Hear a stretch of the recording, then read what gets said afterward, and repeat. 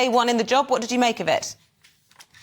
Well, it was quite an interesting start. It was certainly quite a big overhaul of the cabinet by Humza Yousaf. He brought in a lot of people. There's a slightly younger feel to the cabinet. Half of them are under the age of 40. And as you say, there's a majority of women as well, which is a significant development.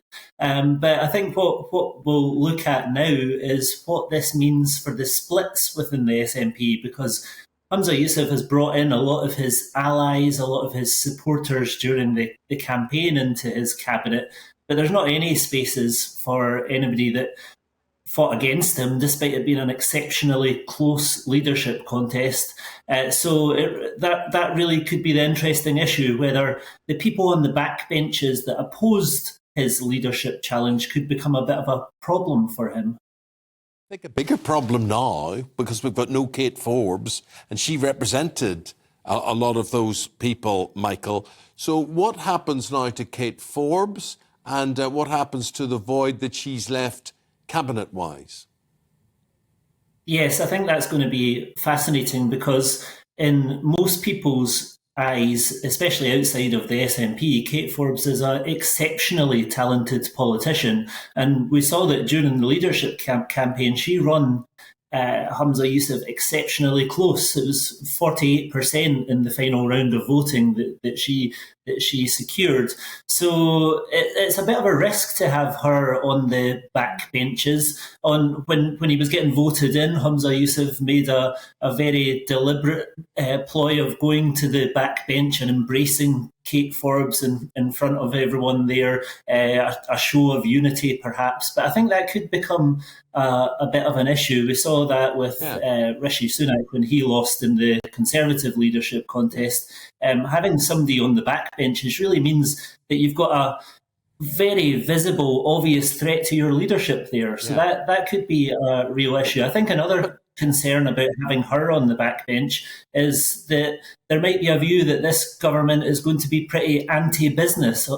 She and other pro-business voices have been forced out, and I think there's a real concern there amongst the business community that maybe this government might not stand up for them.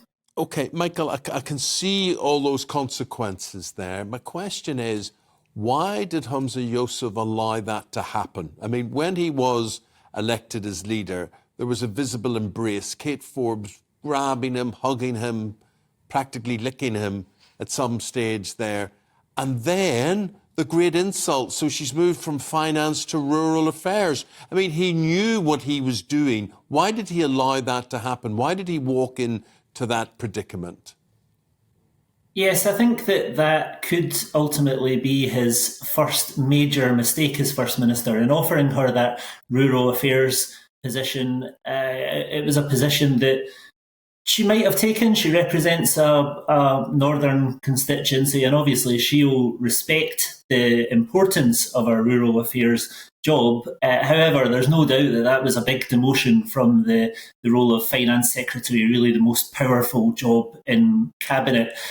So he moved her. I think his concern might have been some of the issues that came up in the leadership contest and whether she could be in such a frontline job when she opposes, for example, the deposit return scheme, which he is likely to be pushing through, and she opposes the gender reforms legislation, which Humza Yousaf is going to be pushing through. So I think ultimately he didn't want her in his most senior job because of some of the views that she expressed during the divisive leadership contest. Michael, we're focusing a lot on Kate Forbes being on the backbenches, but let's not forget, amongst the backbenches will also be Nicola Sturgeon.